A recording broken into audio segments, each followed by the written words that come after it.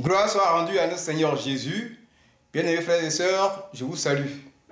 Dans le nom précieux de notre Seigneur Jésus qui nous arrête, nous allons voir aujourd'hui, ce message dans Jean chapitre 3, versets 3 à 5. Ce dont je vais vous parler, c'est la nouvelle naissance.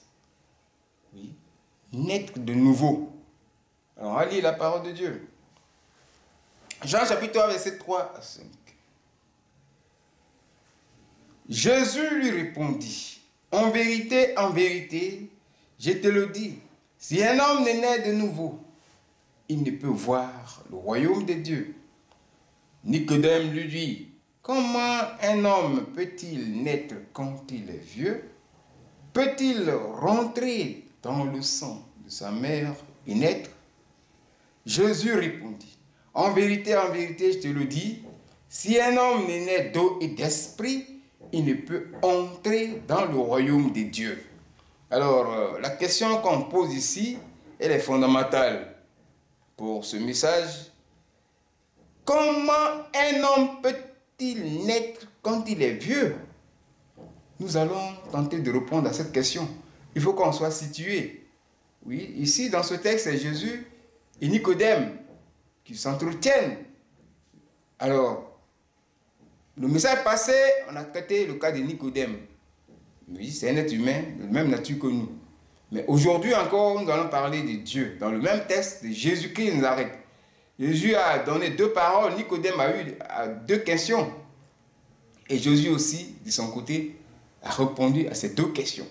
Alors, comment un homme peut-il naître quand il est vieux? Comment? C'est la manière, un homme, oui. La femme aussi. Ici, l'homme, il y a la femme aussi. Quand il peut naître, quand il est vieux. Alors, comment cela s'explique? Alors, la nouvelle naissance. Jésus a donné une réponse. Et la réponse est celle-ci. La deuxième réponse, il a donné le sens de la nouvelle naissance. Il dit, il faut naître d'eau et d'esprit. Et nous avons besoin de connaître cela. Pourquoi c'est nécessaire? Parce que Jésus dit, si tu n'es pas né de nouveau, tu ne peux pas entrer dans le royaume de Dieu. Tu ne peux pas voir d'abord le royaume de Dieu et y entrer. Alors, qui ne veut pas voir le royaume de Dieu? Tout enfant de Dieu a besoin de voir le royaume de Dieu et être même dans le royaume de Dieu. Voilà, nous ne voulons pas aller en enfer. Donc, de quoi s'agit-il en réalité? Voilà ce qui se passe ici. Alors, la nouvelle naissance, nous avons la naissance naturelle. C'est quoi ça a étonné Nicodème? Et ici, c'est la naissance spirituelle. Alors, comment ça se passe, la naissance spirituelle? Mais dans les deux cas, c'est Dieu qui intervient.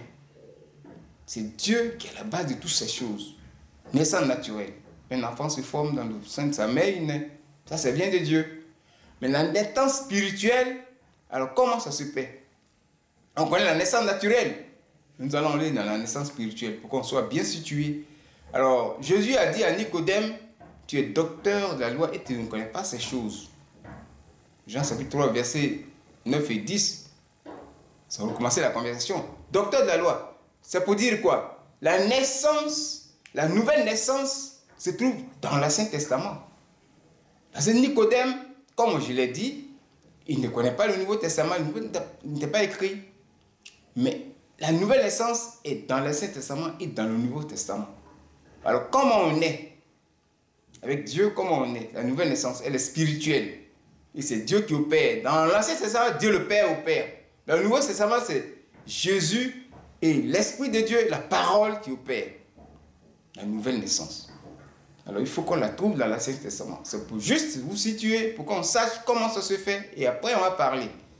Dans l'Ancien Testament, voilà comment se passe la nouvelle naissance. Il faut la connaître. Nous avons Ézéchiel, chapitre 36, le verset 25 à 27. Ézéchiel, chapitre 36, verset 25 à 37. Ça, c'est la nouvelle naissance dans l'Ancien Testament.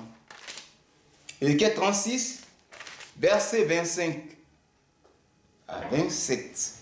Alors, il est écrit ici, je vous donnerai un cœur nouveau et je mettrai en vous un esprit nouveau. Vous voyez? Mais déjà au verset 25, Il est écrit, je répandrai sur vous une eau pure et vous serez purifiés. Je vous purifierai de toutes vos souillures et de toutes vos idoles. Je vous donnerai un cœur nouveau et je mettrai dans vous un esprit nouveau.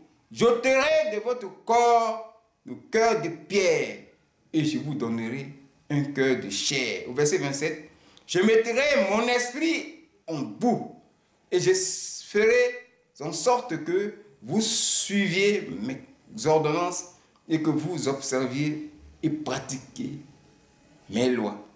Voici la nouvelle naissance dans la Sainte Écriture. Nicodème devait connaître ça. C'est Dieu le Père qui opère, mais dans la sanctification. Purifie d'abord. Et dans la sanctification, Dieu agit. Il te donne un cœur nouveau. Il change ton cœur. Vous voyez? Et son esprit. Il met son esprit en toi, l'esprit de Dieu en toi. Alors tu deviens une nouvelle créature. Vous voyez? C'est le Saint-Esprit qui fait de toi maintenant une nouvelle créature. Là, tu es né de nouveau. Tu es purifié. Les péchés sont effacés. Et maintenant, tu deviens une nouvelle créature. Le cœur est changé. Ce n'est plus l'ancien cœur que tu as. Mais c'est Dieu qui met un cœur de chair en toi. Voilà la transformation que Dieu opère. Vous voyez? Et nous allons voir ça dans le Nouveau Testament. Dans le Nouveau Testament, c'est la même chose. Il a dit, repentez-vous. Repentez-vous. C'est ce que Jean-Baptiste a dit. Repentez-vous. On cherche la purification. Si tu ne marches pas bien, ça ne peut pas aller. Et comment ça se fait dans le Nouveau Testament? Dans le Nouveau Testament, c'est encore quelque chose de plus fort, de pratique. Ça nous concerne. Il faut être purifié pour que Dieu puisse opérer. Si tu ne marches pas bien, ça ne peut pas marcher. Alors, il faut enlever l'homme dans tous les péchés, à 4 niveaux. Et le péché, les actes, les mauvais actes, il y a les mauvaises pensées, et puis il y a l'âme qui pêche. Pendant qu'on dort, l'âme sort. Et ces 3 choses-là rentrent dans le corps pour former ce qu'on appelle le corps du péché. Alors, il faut d'abord te sanctifier. Alors, l'Esprit de Dieu va rentrer en toi. Il va travailler dans ton corps pour arracher, oui, le corps du péché. Donc, la première des choses, sanctification.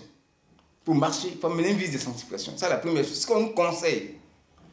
Bien aimé, si tu continues de marcher dans le péché, tu ne seras pas né de nouveau. La nouvelle naissance se trouve dans le salut.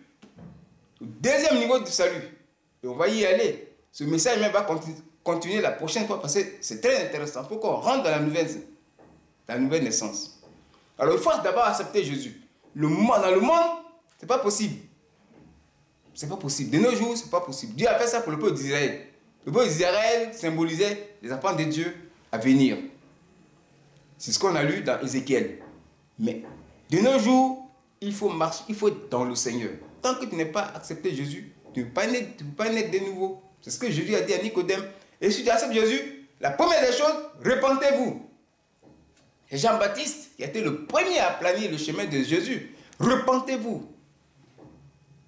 Et il faut aller aux eaux de baptême.